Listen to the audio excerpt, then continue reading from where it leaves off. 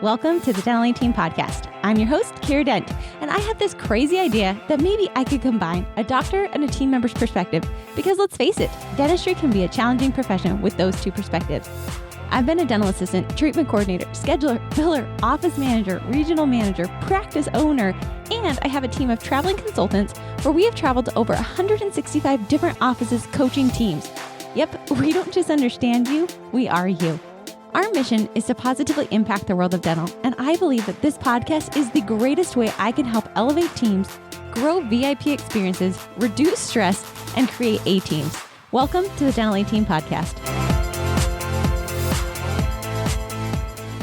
Hello, Dental Team listeners. This is Kiera, and oh my gosh, I am like fangirling so hard right now. If you guys have heard, Dr. Nate Tillman, he was at Dental Team Summit, and this year we had a really strong theme where we talked about Chick-fil-A and how much their customer service and their experience is just unmatched. So after Summit, Nate texted me and said, Kiera, I have a friend. He owns some Chick-fil-A franchises. Would you be interested if I could get to him on your podcast? And oh my gosh, heart eyes, like gold stars galore. I have the one and only George Demetriades on today, owner of Chick-fil-A. He owns these. I am so giddy. George, welcome to the podcast. I have been so ecstatic to podcast with you. Well, thank you so much, Kiera. I really am grateful for the opportunity to chat with you guys. And yes, Nate is a very, very close friend of many, many years. If I mess this up, then I don't know Nate. It's not Nate's fault, and we'll make up a name of Sam Schmuckatelli, the dentist in Popple, or something like that that referred me to you. So, oh my gosh, no. Honestly, George, you're seriously so nice, and Nate is incredible. And for those of you who if you're just listening, be sure to snag our little snippets of this one. You literally can see George's name tag on. He is sitting in Chick-fil-A corner office right now, hanging out. He's in boots on the ground. So George, let's just kind of take it through. You and I have chatted a little bit. I have so many questions. Sure. I wasn't a huge Chick-fil-A fan until I learned about their spicy deluxe sandwich. Mix it with the Chick-fil-A sauce. Oh my gosh. Every Saturday, Jason and I wake up and Jay says, Kiera, what's today? And I say, Chick-fil-A day. Like it's every day. And so George, kind of just tell us a little bit about your background. I know you're an owner operator for 8 years of Chick-fil-A, but kind of prior to that, you and I had chatted before. I just want the listeners to know who is George, and then we're diving all into Chick-fil-A today. Awesome. Yeah. Thank you so much again for allowing me to join the podcast. So I was born and raised in Atlanta, which is the home of Chick-fil-A. Been eating it my whole life. Graduated from high school and went off to Wake Forest University, which is where I know Nate from, and was commissioned into the Army as an intelligence officer. Served in the Army for a number of years, and then when I left active duty, some time on Capitol Hill, some time in the consulting business, and after about 10 years of that, I found my way to Chick-fil-A. I had just become it was a midlife, I guess, or pre-midlife crisis, professional crisis, and didn't find a lot of fulfillment in the consulting world anymore. Talked to a friend of mine down at our corporate headquarters about a few ideas I had, and he said, "Hey, if you haven't thought about a franchise, you should go to this website, check it out, and holler back with questions." So did that, called him back, and at some point over the next 18 months of interviews, probably at many points during those 18 months, my buddy down at corporate snuck into people's offices in the dark of night and took my file from trash cans back into their inboxes, and I made it through the process. And so took over the Chick-fil-A in Crystal City, Virginia, just outside of D.C. in January of 2015. Nate and Carrie were there that morning, which means a great deal to me. And then 2 years ago, a little bit more than 2 years ago, opened up my second location in Pentagon City, which is just less than a mile from the original location that I had. And so I operate those two franchises with a team of well over 100 folks that are just incredible people who inspire me every day.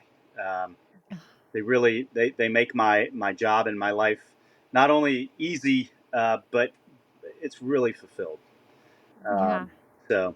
And that's me. It's me and a dog, a couple of nieces and a nephew, and 9 godchildren running around. Aww, how fun. Yeah. George, Okay, I'm really curious. Number one, you talked about being an intelligent. So, I mean, I'm going to derail from Chick-fil-A a little bit. Tell me the craziest experience in intelligence. Like you have this like very undercover life. Well, no, Intelligence, Chick-fil-A, anything crazy in you know, intelligence? so I tell people I was an intelligence officer, but not a very intelligent officer. And and the guys that I served with are all like, "Well, he finally got one right." No, I was a tactical intelligence officer, so I wasn't like James Bond. I was out helping commanders on the battlefield understand what the enemy was likely to do, what capabilities they had, and how we would counter that. You know, the army was really really good to me. My some of my closest friends in the world are from that period in my life still today, and a lot of them are still in. A couple of them are generals now, which makes me feel very old. But it's the army was really really good to me. So nothing crazy. It was I was very fortunate throughout my service. Yeah.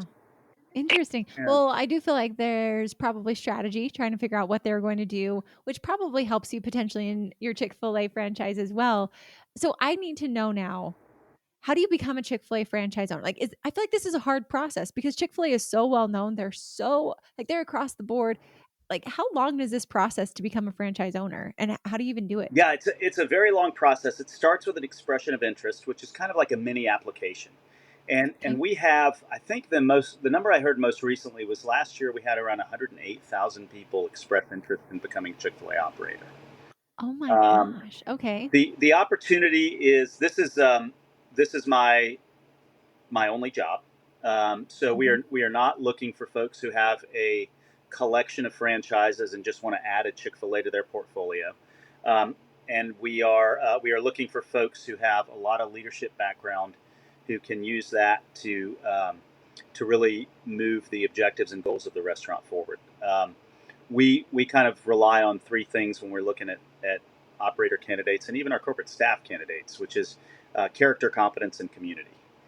Character speaks for itself. We want to know that you're a person of character and that you've had that consistent character throughout your life. Um, we want to know that you're part of your community and that wherever you've been, that you find ways to contribute. Uh, Mhm. you know, not just a job and family and all those things, but ways beyond what others might do in the community. And the Sure. competence piece really is all about leadership. Um, Chick-fil-A and coming in from the military, a lot of the systems they use have a very they our training systems especially. You can tell where there were folks involved in that development that had military experience, but Chick-fil-A is exceptionally good at putting a system around as much as possible. They're even better at personalizing those systems and making sure they don't seem stale or systemic, so to speak. Like, I need to know this, George. This is what I'm dying to know because Chick-fil-A, every experience, no matter where I'm at, and this is what we talked about. This is why I'm so giddy to talk to you. It's like, I think Starbucks, I don't know how they do for their onboarding, and Chick-fil-A. Like, but Chick-fil-A has good food. I don't drink coffee, but man, Starbucks could definitely take a look no on how to make delicious hot chocolate. Like, it's disgusting, probably the worst hot chocolate I've ever had, but they have an incredible experience there, Sure. and I love to go work there.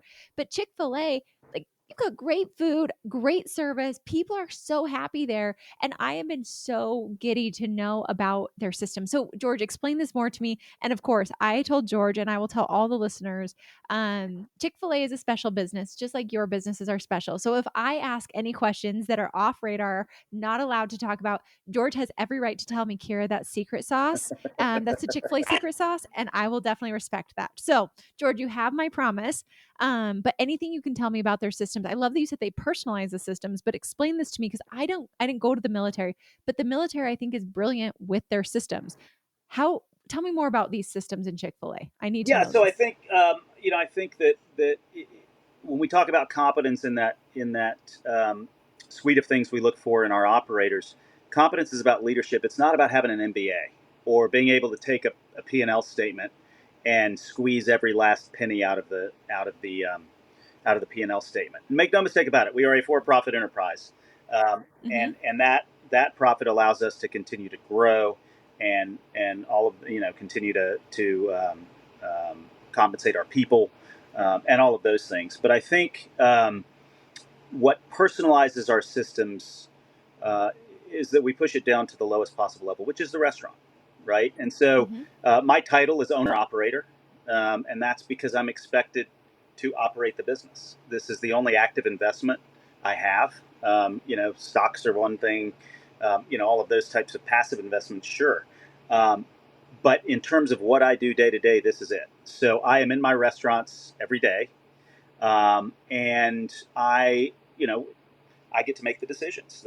All of the folks in my restaurants work for me. That's true. They don't work for Chick-fil-A corporate. Chick-fil-A corporate has some great systems that we can employ. We have, the typical ones that any small business owner, like a dentist, would think about when it comes to employer liability insurance or health insurance. All of those types of things, payroll. We have a centralized systems for that. Um, Mm-hmm.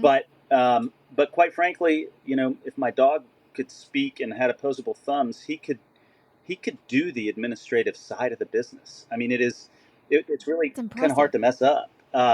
But the fact that I'm in this business every day, making decisions with my leaders, um, if we make a mistake, if we make a bad decision, we just stop and pivot. And I think in a lot of other businesses, a lot of other kind of chain type restaurants and businesses, if you where that owner operator influence is missing, or is not in the restaurant every day, you don't get to do that. You have managers who may be afraid to make decisions. Perhaps they're not empowered to make decisions. I took Mm-hmm. vacation earlier this year and went to Greece for 2 weeks for the first time. And I sent Chick-fil-A an Awesome. email and I said, "Hey, everybody, Helen is empowered to make any and all decisions on my behalf. My phone will work in Greece. If you need me, call me. If I'm out in the hinterlands picking olives, and you can't reach me, then Helen is empowered to make any and all decisions. I trust her implicitly." And It's and I amazing. think a lot of operators in our chain have a Helen on their team or several Helens that are empowered to make decisions, and that we rely on um, in in a lot of ways to ensure that our businesses operate smoothly. And so that's, I think, what lends the personal to the systems. Right? You can put the systems in place, but if folks aren't bought into them, if the systems um, aren't realistic and attainable, the goals that you've set, if they're not measurable, Mm-hmm. then folks are just going to get frustrated. And so For sure. that's kind of the approach that we take. And it's worked out well. It makes really allows me to focus on the strategy of the business and where we want to be in Yep. 2030 as a couple of restaurants that are in a very dynamic and growing area. How we want to influence the area and take care of people. Um, because I've got folks like Helen and Alvin who operate my two restaurants for me. Um, they do the day to day, and they're empowered to do that. They empower their teams to do that. So systems allow us to focus on the things that only we can focus on, and I think that's critically Interesting. important. Uh, Yes. does that make sense? Yeah, I love that.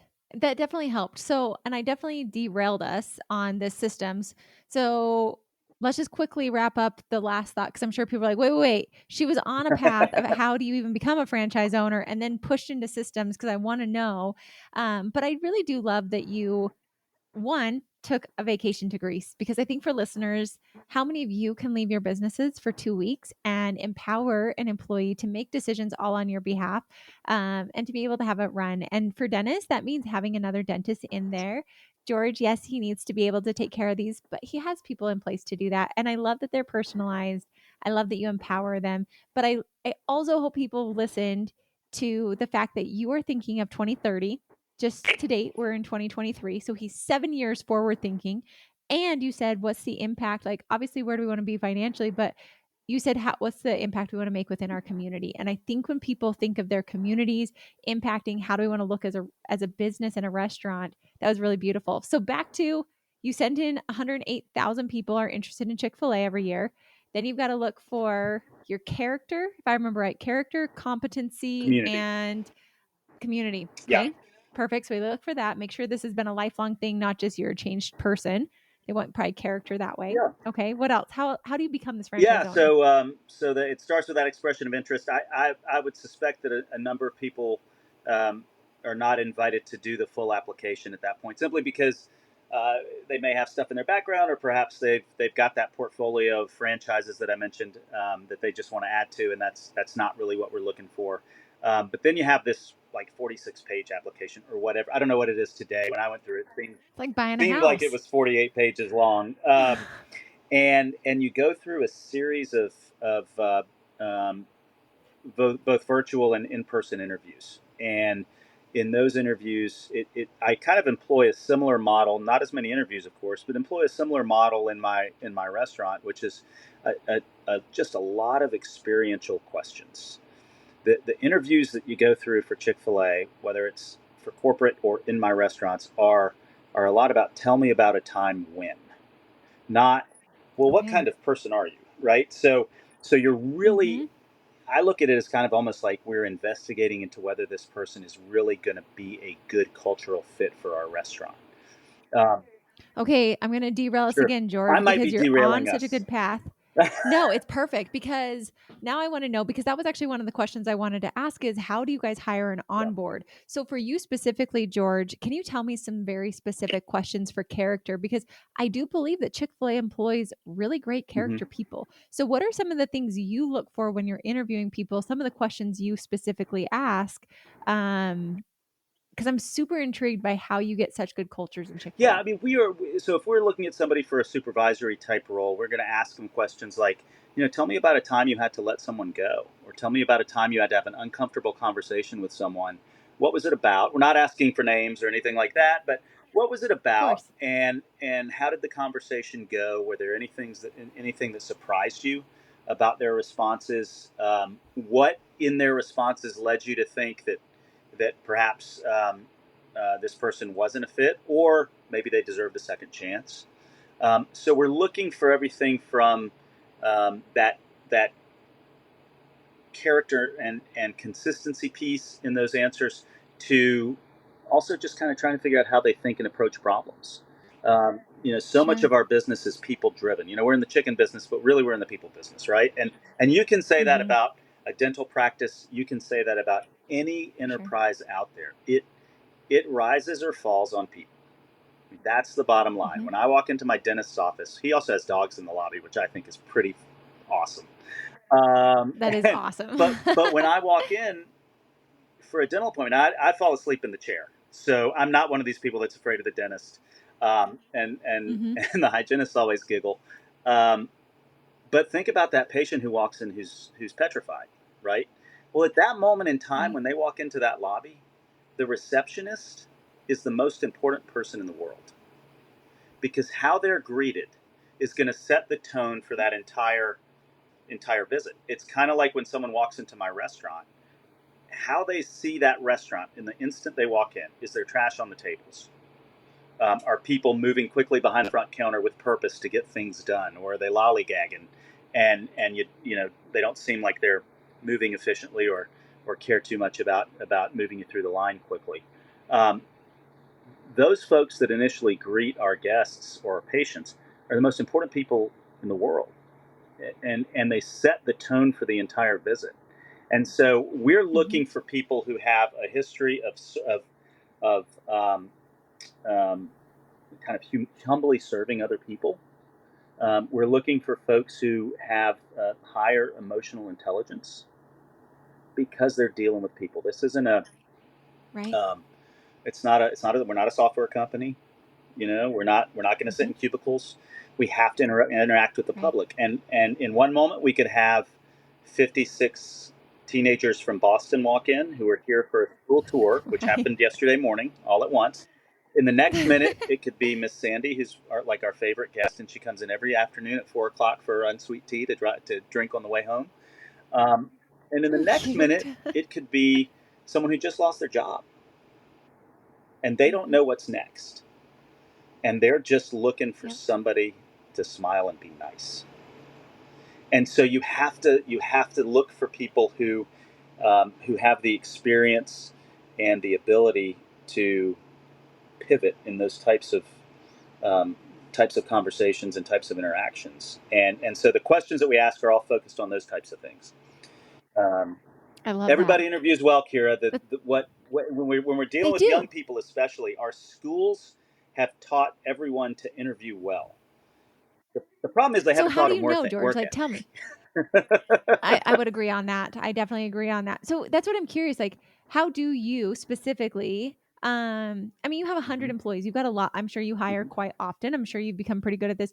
Any like one, two, or three key things that you're like consistently, if I find this or I hear this, I either will hire or won't hire. Are there any things that you found in the Yeah. patterns just over time Well, so I hiring good think the character? first thing that bumps everybody else or everybody up in our hiring process to kind of a higher notch is if they are referred from someone else on the team.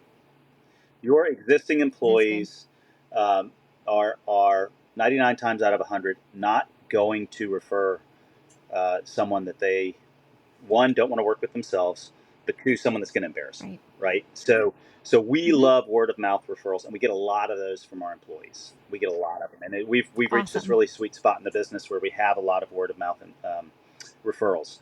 Um, I think the other thing we look for are the people who just don't do anything outside of work or school. We get a lot of, hey, so what do Mm, you do in your free time? Hang out with my friends. Okay, that's nice. I'm glad you have friends, but are you in the band? right. Or are Hmm. if you're older and you have kids, are you doing anything with your kids after school? Are you the t-ball coach, or are you helping out with the Girl Scouts or whatever the case may be? We're looking for those types of things that show that they are part of a community outside of Yep. just going to work and going home. Again, it Interesting. feeds into the idea um, that you have the ability to interact with people from all different types of backgrounds at different stages in their day or in their week or in their life, Hmm. and that's really important to Yeah. us. Interesting. That it's so fascinating, and I appreciate you sharing because that was my next question of how can you guys like okay, lovingly and bluntly, the fast food industry doesn't usually have as strong of a reputation. I did work at KFC and A&W in my days, and I literally cried the day I quit because I enjoyed it so much. It was my first job out of high school, and I was the float queen, and I surely loved every minute of it. Um, but I also know working in fast food, like Hard. it was kind of gross and there were things that I did not enjoy and I worked late hours and we had a fun time. I mean, I was young, but what do you guys do? And I want to know from today, but also prior, what has Chick-fil-A done to have such happy teams? Like there is a rumor going around that it's faith-based. But like is it more PTO? Is it that like what do you guys do to make such happy teams Yeah. So, overall? well, I think that the first thing we do is we set clear expectations. We set clear expectations that are attainable, and I think we've reached this kind of strange point in society. I think where on some level we have a group of employers out there that seem afraid to ask, or maybe society writ large feels afraid to ask people to work hard. They It's are. So tell kind me of how you do weird, it. right? And it's this Like illusion. It Chick Fil is A is weird. hard work. Our restaurants do volumes that haven't been seen anywhere else in the restaurant business per square foot, but That's also just awesome. in general. There's always a line. The lines are often, the size of the lines are often unpredictable. It's a hard business and it's a hard job. They stand outside for And hours. so that's They right. sit there. They bring you your food. They clean up. I'm like, how do you do it? Because it's not one, how do you get your team to Right. work hard? Because so you're right. I do think that it's becoming, I feel like a millennial 2023 trend of let's work as lazy as we can and make the most that we can. And I don't believe that all of society actually enjoys that. So I'm curious, I you don't, guys do it differently. and How, I'm not tell convinced me. that much of society really enjoys that. To be very honest with you, I think it's something we've almost kind of convinced ourselves of that's just simply not true. I think people want clear expectations. I think they want goals that are attainable. And I think the leader's job is to do that, but also to make sure they're resourced appropriately to so that they can achieve those goals. And that's everything from training to stuff that works. Right? When I walk in my restaurant and one of our six fryers is down, it's not just that a fryer's down and we'll just use the other five. It messes with the whole rhythm of of Mhm. that the busiest day part of the or the busiest hour of the day. And so Right. I think when you can set those clear expectations, you set goals that are attainable, and people are resourced correctly. the last, not the last, but the other critical component is people have to feel genuinely valued and appreciated. And so I think day to day, it's little things like just genuinely saying thank you. I think it is ensuring that you have ways to, I mean, when we talk about resourcing, um, ways to resource them and to grow them professionally, but things that they can also take with them outside of the business. You know, we have a relationship with Point University, which is an accredited university in Georgia. It's an online university, but my employees can go to college for free. You know, That's they have to have a incredible. certain GPA and a couple other things, but provided they meet all of that criteria, they can earn an associate's degree, a bachelor's degree, or a list of several certificates, professional certificates that they can carry. They can keep in my business, or they can carry other places.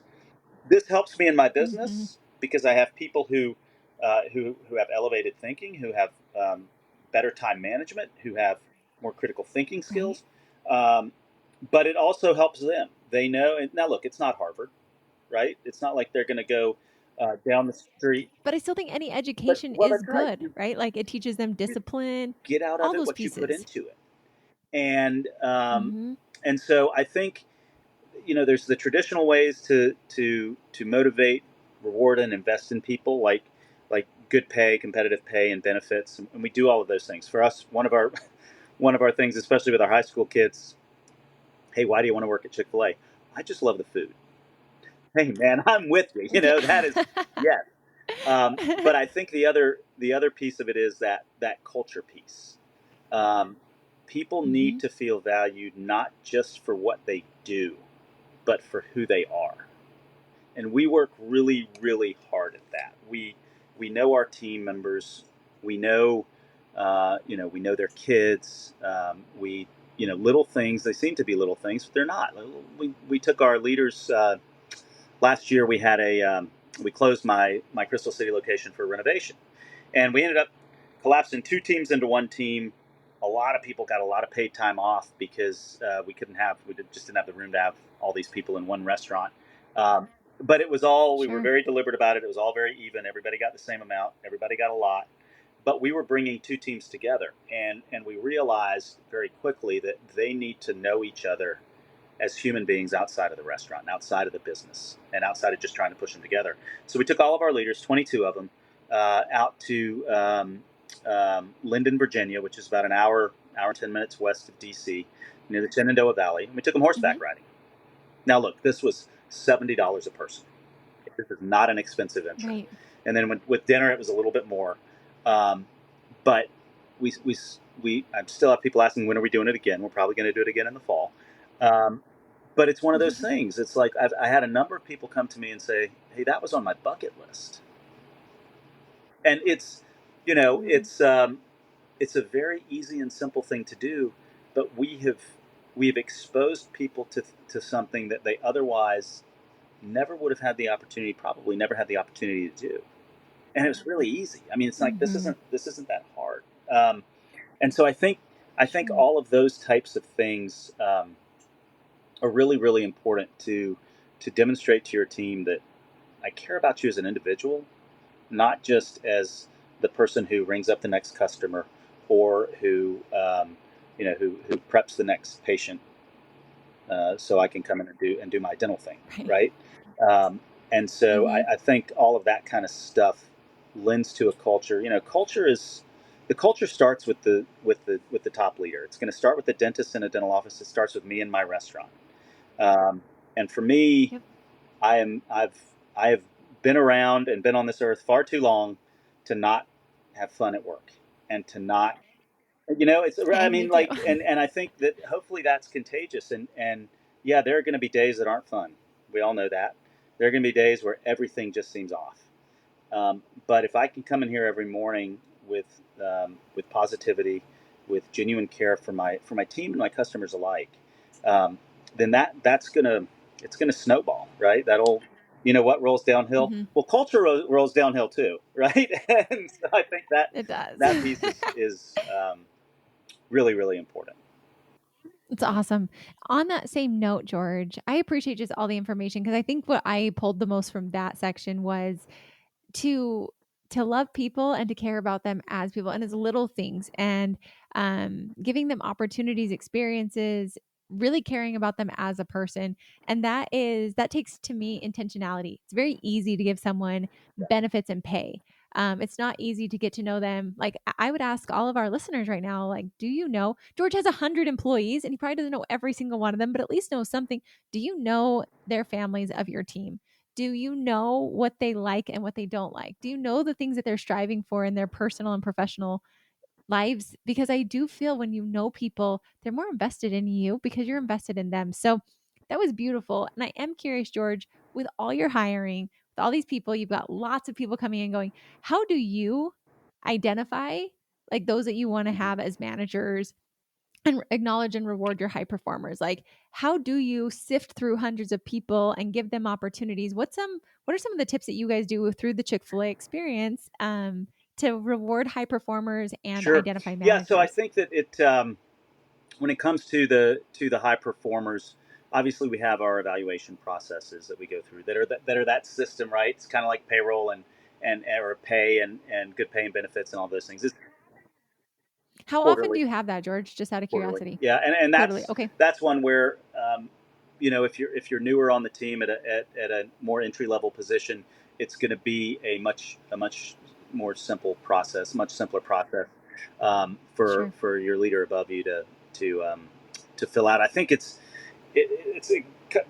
all becomes about sphere of influence, right? Like, yes, I have more than 100 employees. I can't know them all as well as I would love to. Nope. Um, I think the average person, probably 4 to 6 people, that having that kind of Yep. sphere of influence is really really important. So I focus my efforts very intentionally on my two managing directors who lead each restaurant, um, my financial return director who works across both restaurants. We have a marketing person as well, works across both restaurants. And then I've got a couple of operational managers in each restaurant that I focus very intently on. And then the expectation of them is that next level down, that next 4 to 6 people, that they're focusing just as intently. And so I'm relying, and so on and so forth. And so I'm relying very much on Mm-hmm. my subordinates to identify that talent. And it's going to start with one, um, servant leadership. Are you willing to do what you're asking everybody else to do? And Kiera, I'm gonna test you. Here we go. I'm gonna ask the question here, young lady. Okay. All right. What is the Please do. I one love thing in this. my restaurant I have never done? Oh, Well, you've no. done it There's all. one I thing guarantee I've you. never done. I've never worn the cow suit. Now, maybe Oh. everything else I've done. I have breaded chicken. I have fried chicken. I have sold chicken. I have ordered chicken. I have put away the chicken. I have fixed toilets. I have cleaned toilets. I have done everything else. Just not the cow. Maybe this will change. Well, when This I year. buy a new cow costume, maybe the first guy in the cow costume will be this guy. But That's fair. I mean, that would get a but little after exciting that, in no, I'm not doing that. I'm not doing that. I got a whole host of high school kids who are more than willing to hop in the cow costume, and Oh, I'm I've washed sure. the cow costume, by the way. I've taken it home and literally washed it myself by hand. But cow costumes are not for me. But I think that's really important. That servant leadership, where you're showing folks that you're willing to do what you're asking them to do, is critical. And it's not just that you're showing them that you're willing to do what they're doing, but you also do gain a true understanding of, okay, what am I asking this person to do for 8 hours a day? I'm asking them to stand on their feet and bread chicken. Mhm. This is not an easy standing on your feet for 8 hours a day alone is not an easy or wonderful thing to do. Um, but these are hard physical tasks in a lot of cases, um, and so you need to understand how that impacts the operations, how that fatigue impacts them, impacts their safety, impacts their morale, all of those types of things. And so I think we're looking for folks who are willing to do everything that they're asking other people to do, and do it well, and have Mhm. an understanding of the um, the challenges that other people have in those roles, the challenges they may come into the restaurant with, on a day-to-day basis based on what's going on at home, and then um, how can they help them through that? How can they help them be successful at work, right? And so that's what we're looking It's for awesome. in our leaders. Um, we are most likely, unless you're coming from another Chick-fil-A, we're probably not going to hire you immediately as a supervisor, or at least at the same level that you were at another business. We may hire you one level down, and we'll be very open Mm-hmm. about this. But hey, look, we promise you, you may have been the best pick a franchise manager in this last role that you had, Mm-hmm. but our restaurant is probably doing multiples of the revenue that that restaurant did. So the challenges you face here and the people you're going to Right. be supervising here, the numbers of people you're going to be supervising are that much greater. So it doesn't translate Mm-hmm. exactly. So we're going to bring you in at a lower level, and we're going to make sure you can handle it and you can grow in the business. And then we've got through Chick-fil-A, we have a really great uh, training system called Pathways, and it's the fundamental kind Okay. of it's online. It sets the tone and the stage for all the fundamental things you need to know to work in the business. Got different. Like, how does that process work? Like, so I'm a new hire. Is it like a month process? Do I learn the breading? Do I learn the Yeah, culture first? Like, how do you guys walk them through this? I've been yeah, super intrigued by this because it's right. consistent experience across the board. So I'm guessing there's a consistent Well, the training process process too. is yes. I mean, by and large, it's all fundamentally the same. How operators may do it in the restaurants may vary a little bit in terms of timing and all those types of things. But Sure. for us, we bring folks in first couple of days as orientation, where we're walking them through our expectations, walking through our culture, and getting to know them. I mean, that piece is really important. We're going to make sure that they have people Interesting. to be with during that first 2 or 3 weeks of work. Not just somebody shadowing them or them shadowing someone to make sure they know what they're doing, but also, hey, who are you going to eat lunch with today? Right? Like we don't want you to be Mm, lonely your first few weeks of work, right? yeah. We want you to get to know people and and really establish relationships with folks so that if you have a question that you might perceive as a dumb question, there are no dumb questions, but if you're sitting there as a new guy and you may be afraid to ask, and we Right. want you to have someone trusted up here that you can go, hey, how many squirts of strawberry is it into a strawberry milkshake? We want you to have someone to ask those Mm-hmm. questions of, and you may be afraid to ask a manager. So we work very intentionally on that, and we put them through part of the pathways. Now, pathways is great. It's online. You're not going to go online and learn how to make a milkshake. You've got to grab a cup and the spinner and go to making a milkshake. By the way, I've done that in the restaurant. They don't like it when I do that in the restaurant. I'm terrible at it, and I end up making a mess. Um, so so we're gonna walk you through that process first on pathways, and then we're gonna walk you through actually doing it in the restaurant with one of our trainers. And we've got several trainers in each restaurant. They've been in the business for a long Cool. time. It's not all that they do, but when they're doing it, that's what they're focused on. And they're going to walk you through and make Mm-hmm. sure that you are trained to not just our standard, but to your comfort level on how to do these tasks. And so, really, the first Interesting. month is an awful lot of training and an awful lot of familiarity and getting comfortable with with our systems, our processes, and our team. That part is also really Mm-hmm. important. Mm-hmm. That's super fascinating to me, George, because I feel in dental offices, which is very ironic to me, that we might understaff in a way because I know whenever we hire somebody, it's like we needed them 5 days ago. So, hi, welcome. Super happy to have you. Yeah. Good luck. And I'm like, okay, not to discredit fast food, but I'm like, you spend a month training these team members.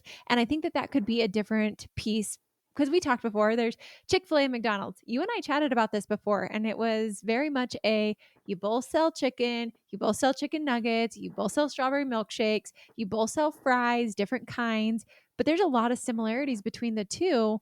Why is there a literal cult following of Chick-fil-A? I'm sure there's a McDonald's, but it's not as public, it's not as well known. And it's a very different experience. Chick-fil-A, I would never, I would literally be appalled if I walked in and I had to go enter on a kiosk. Like I can go to a table and order if I want, but Right. that's my choosing. It's not, and there's someone who's super happy and cheery. But the fact that you train for a month and you give them a buddy and you teach them culture, plus before that, because I've thought, like, what do you guys do to create and cultivate a consistent Right. culture of just happy people? And I think it's one, you hire really well at the beginning. You ask for the things, you're looking for the red flags, you want people dedicated to their community. Then you spend a month training these people. And I would feel if someone invests in me that much, I'm going to be comfortable, I'm going to be confident, I've made friends, I'm more bought into it before I actually have to go be like the main shebang up there. And then after that, you guys are working hard to cultivate, and you've got basically supervisors or leaders over 4 to 5 people. So it's a smaller group that they're over, that they're intimately knowing, that they're invested in their lives. And that's how you're able to grow, to scale, to cultivate. So I am curious what happens when you have someone who's, say, an underperformer. They're not fitting the culture, they're not Right. smiling when the guests come in. What do you do with those I'm people, glad you George? I'm glad you asked that, because I think it's really, really, that 30 days. There's obviously a method to all of this, right? And I, I would imagine it's we're all under the gun, right? We all get overcome by the current crisis, by the current set of patients that are coming in the door, by the current set of customers that are coming in the door. The easiest thing to say, we'll get to it later, is training, right? That 30 days Right. and that time that we are spending with those new employees, and it's not just one trainer assigned to one employee for those 30 days, right? It's a number of different people that are working with that employee. That's when you identify if somebody's going to fit. I mean, it is, Mm-hmm. we know within the first 2 or 3 weeks if this person's going to be a fit or not. And if they're not, we'll just say, hey, we think this isn't Yep. for you. And we know that because we're observing them very intently during that training process.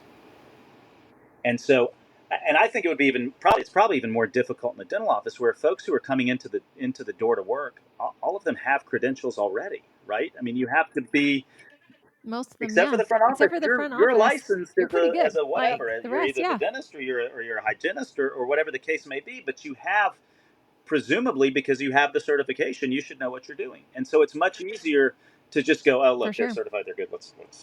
But I think Yep. that it really gives you the opportunity, taking that intentional time with them, to show them where things are and to show them how you want patients greeted in your chair, so to speak.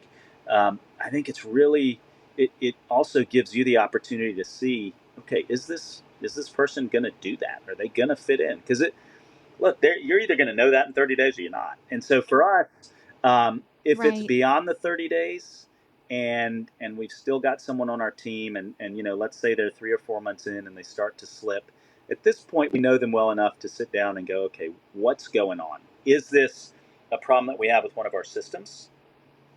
Is it something that can be retrained? Is it something that's going on outside that they're bringing into the business? Or is it something that we can't correct? Is it something that we're just, for Mm-hmm. whatever reason, we're not going to be able to ensure this person um, conducts themselves to our standard? And at that point, we'll help promote them to customer, so to speak. And we always want to do that in a way that honors them. I mean, this is an individual who has spent time with us, and we want them to leave feeling good about their experience with us. And so we work Mm-hmm. we work hard to make sure it's also an investment, right? Any person you bring on, you are investing a significant amount of time, energy, and money bringing them into your business. And Right. so you lose them, and that money is that's gone, right? So I heard someone tell me the biggest cost on a sure. business is the cost of turnover. And And that's I'm not like, just financial, yeah, it's I would agree emotional with too. that. this It's is it's this is why it takes people so long correct. to fire someone, right? Because you are also admitting that on Yep. some level you failed too. And that is really hard for us Right. as leaders and as human beings to do sometimes, to say, oh, I failed, right? Now we have people Mm-hmm. that, yes, on occasion someone sneaks in and you're like, no, that wasn't me, that was all them. But by and large, it's tough to let people go for a lot of reasons. But one is that you really, you're also recognizing your own vulnerability. And so Sure. I think that 30 days though, I think that initial orientation and onboarding is really, really critical to understanding if someone's going to fit in the culture or not. And I would think it's much harder. I think I it's think brilliant. it's much harder in a smaller organization like a dental office, where you have fewer personalities, Yeah. right? Fewer people, right, and fewer personalities, and so Mm-hmm. it's even more critical that that person fit the culture. I can move people around to different shifts. I can even Sure. move people around to different restaurants if I Yep. need to. If I think, well, we got them in the wrong one, let's get them over there because it's a different culture and they'll thrive there. But in a dental office of 5 or 6 people, or 8 or 10 people, you Good really luck. got to make sure that person is going to fit that microculture, so to speak.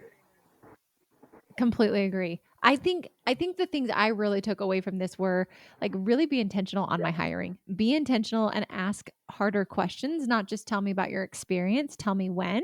And then I also think something else I really loved was to be intentional with my onboarding. And I started thinking of like, what's harder? Is it harder to throw them in and put a bandage where I think that they're going to thrive versus training them and getting them to be super excellent or letting them go if they're not going to be excellent at the beginning? Um, as you said, scheduling though, George, this is like a totally off tangent. Now I'm just going to get like geeky on Chick-fil-A. How do you oh schedule all yeah, these people? Do you guys have a software? Do you have an Excel spreadsheet? Like, I we would use imagine there's we got use to hot be a software schedules. of like Hot hot schedules schedule. Okay. syncs into our payroll system and all this other stuff, and it syncs into our forecasting system as well, which is really, this is part of that, part of Oh, that. My dog, if he had opposable thumbs and could speak, could probably do a lot. I say that, and scheduling is one of the right. hardest things in the business, because you are putting people and what you know about our people and teams together, and Oh, I say it, and it's not as easy as I make it sound, but scheduling is was a beast. yeah. That's why I'm like, I had 35 employees and I'm like, oh my gosh. I'm like, I can't imagine 100 different schedules, shifts all across the board, people coming and going, Yeah. vacations. I mean, Like, you've the got to nice thing have this about better hot dialed in. schedules is the schedule goes out and the employees can trade amongst themselves at certain levels, and that makes things a lot Sure. easier than having to come say, may I have this day off or may I have that day off, and then trying to figure out how we're going to backfill. We basically set the schedule and tell them, Very hey, cool. if you want time off, you got to find your replacement for that shift. But it So is, smart. you are putting a lot of different considerations with 60 to 70 variables in each restaurant, right? 60 to 70 people in each restaurant, and all of their considerations all in at the same time. And a lot of that is just really critical with your Right. leadership knowing your team. I know this person. We Hmm. have we have this huge event happening this day, and I know this person is really good at making sure those huge events happen and happen well. And this person is much better at one-on-one with the customers. So let's make sure we have person A instead of person B. Right. So you've got to put all that stuff together. It's amazing. And my team, my leaders do a really exceptional job of it. They make it very personal, and it's they do a really nice job with it. George, I can I tell have you a just ball. I love have to the people tell you you, work like, with. I can tell you love your I mean, business. Like you have so much fun. And that's what I think. Like if you're not having there fun, are days don't be where, doing your I job. mean, every business, and there are days where you're just like, whoa, what just happened? And we get every once in a while get crazy folks and coming in and into the restaurant and all that kind of stuff, and things break and whatnot. But middle of COVID, I was talking to a friend of mine who's a corporate guy, and he was working from home and zooming everything and isolated and super, just he was just frustrated and down. And he was like, yeah, how do you do it? Hmm. And I was like, what do you mean, how do I do it? And he's like, well, how do you, he's like, I'm really struggling. And I'm like, brother, I'm not, because I mean, we stayed open. I just go into my restaurant and I see my team every day. And these people, they Yeah. inspire me so much. I mean, like, they just, they just have Sure. this just love of the business that is, and we share it, and they do just they work, they have this love of hard work, and they really have this love of each other. And I think that piece, we really, it's just a privilege. I mean, it's a privilege to lead these folks, and it's a privilege to spend time with them every day. and we do. We have a whole lot of fun. Life's too short not to.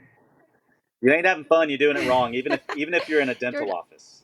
I mean, I feel the exact same way. There's so many things you have said that I'm hopeful that people, while listening about Chick-fil-A, we all have this like obsession with Chick-fil-A. So many people love it. One of the girls, I asked her, I told my team, I said, I'm podcasting with a Chick-fil-A owner. I'm so excited.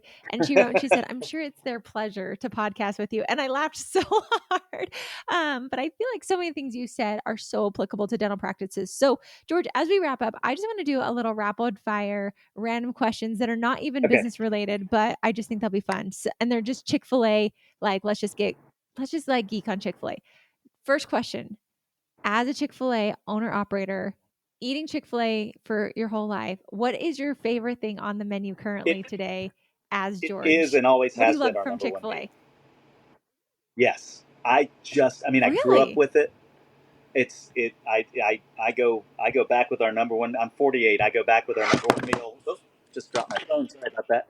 I go back with my number You're with our okay. number one meal for a good Perfect. 46 years, or whenever I had enough teeth to chew sandwiches. And it's a number one meal lemonade. Do you have like a special sauce you put on it? Like, I do you love a vary on the certain sauce sauces. or I you do just I want do it the like Chick Fil A plain Jane sauce a original? lot, but I also have gotten into 1-for-1 ratio of Polynesian and buffalo. Yeah, it'll change your world.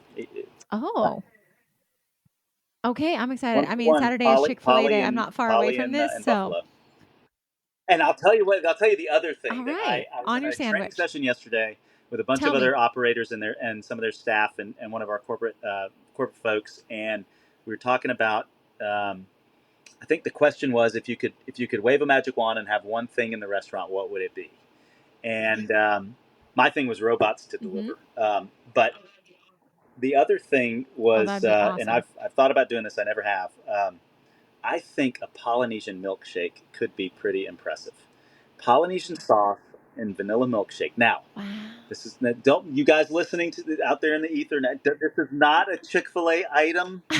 I, I might It have is not. received a text message last night from one of my managers who was at this training session who might have said that she tried it, who might have said it tasted a little bit like an orange creamsicle.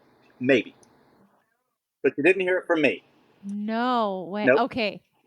I did not hear it from you. It's not a Chick-fil-A thing. Okay, interesting. And also on that, this is like another rapid fire. How often do Chick-fil-A owners, operators do training? Are you guys once a quarter, once a Well, year? so How often do you guys do that's a really trainings? good, that's hard to answer because there's a bunch of development stuff that we get to do, that we can do, that we can opt in and out of. We as a market meet Okay. once a quarter, and so there's 80 of us in the 80 or so of Nice. us in the DC market. We meet once a quarter. Wow. We meet with corporate at an annual conference where there's a lot of development that goes on. We talk very little about business. It's called Next. We hear from our senior leaders in Chick-fil-A. We hear from a lot of really great speakers, everything from personal care and self-care to sorry about that, to how to care for our team. That's Um, okay. and our teams, and then we meet. Our business meeting is called RPMs, or regional planning meetings, and we meet once a year for those. And that is Yep. what's the strategy for the next year, and how do you build your business plan around it. But I'm glad you asked that, because the other thing I would say Super is, cool. um, I make it I'm very deliberate about visiting other owner operators in the area a lot. And we're all friends. Is a really, but I would encourage, and I Smart. take my leaders too. And sometimes I just send them over to see other folks. Hey, so and so does this really well. Go over and see how they're doing it. If I would encourage anyone on this call, if you've got friends in the area who are in the same profession, go see how they do things. Talk to them about it. Go visit their offices. Agreed. Send your folks over there. They will feel anytime I send my team members over there to other restaurants to see how things are getting done. They always come back. One, they come back with great ideas. Hey, they do this a little differently. Let's try that. But Hmm. two, they feel invested in. Oh my gosh, George trusts me to leave the restaurant. Yeah. Right? You can't sell chicken outside of my restaurant. It happens inside the restaurant, right? You can deliver it, but you can't sell it outside the Uh-huh. restaurant. So George trusts me to leave the restaurant and go get good ideas from these other businesses. Like, they feel invested and they come back refreshed, they come back, they have fun doing it, and they always come back with good ideas. And so empower folks to do that. Establish those relationships and go do it. That's such You'll be surprised what they come back with. You will be. Trust me. Well, and I love that you don't see them as competition. You see them as like, let me go learn from them.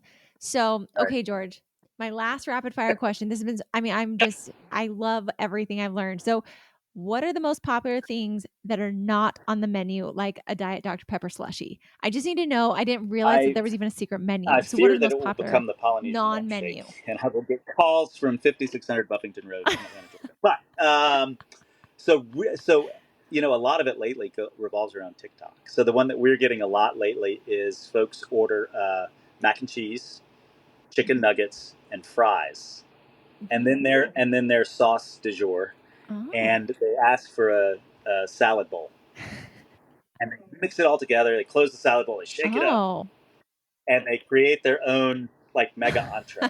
I have not done that yet, but I probably should, just to see. So we used to get a lot of I requests for agree. spicy, like a spicy biscuit, and now we're kind of rolling all that out, and a lot of stores already have it. We'll have it Oh. pretty soon. But people would ask for a spicy fillet just on a regular biscuit. So we used to get a lot of requests for that. So that stuff Uh-huh. is coming out. Yeah, and I'm a big fan of the. It's crazy. I'll do a diet frosted lemonade, but I'll put 2 squirts of strawberry in it, and it really is when it really turns into Uh-huh. a really nice, almost like a low cal strawberry shake. It's kind of surprising how the strawberry it's a That's little tangy, but amazing. it's not like super tangy. It kind of eclipses the tang of a lemonade. It's Uh, yeah, you may want to try that on Saturday. I know. I'm You definitely may want to I mean, try that remember on Saturday's Saturday. Chick-fil-A day for And you Kiera you over don't have here. to do diet. I have to do diet because my metabolism is shut down. No, well, I mean, the lemonade's a little sweeter, so I do tone it down a little bit. But George, this was such a fulfilling podcast for me. I love Chick-fil-A, but more than that, I love you as a person and the passion that you have for business and for teams and for growing people. I am obsessed with finding business owners who love their teams, love what they're doing. And I want to just highlight one thing as we wrap this up. You and I chatted at the when you said the Marriott family and the Cathy family. So Marriott owns the Marriott hotels, and the Cathy families who started Chick-fil-A. They're not just family owned, but family operated. And I think that that was one of the most cool takeaways of all of this, of the passion, the love, the investment that you have in these restaurants and your team. And I just want to say thank you for sharing all of your Chick-fil-A knowledge, for making all these dreams come true for all of us. Well, It was thanks. You're truly a hired. pleasure. It was my pleasure, actually. Truly, Well, truly. And I Kira, just thank you. I appreciate you really so appreciate much, the George, being opportunity to here speak to you today. guys, and it's I'm super happy that Nate introduced us. Anything you need in the future, please don't hesitate to give me a shout. Oh, Do you it. better believe when I come to Atlanta, I am hitting up your Absolutely. Chick-fil-A and we're going to give you a huge hug. so, so guys, I just appreciate George and I appreciate all of you listening. And as always, thanks for listening. And I'll catch you next time on the Dental 18 podcast. And that wraps it up for another episode of the Dental 18 podcast. Thank you so much for listening, and we'll talk to you next time.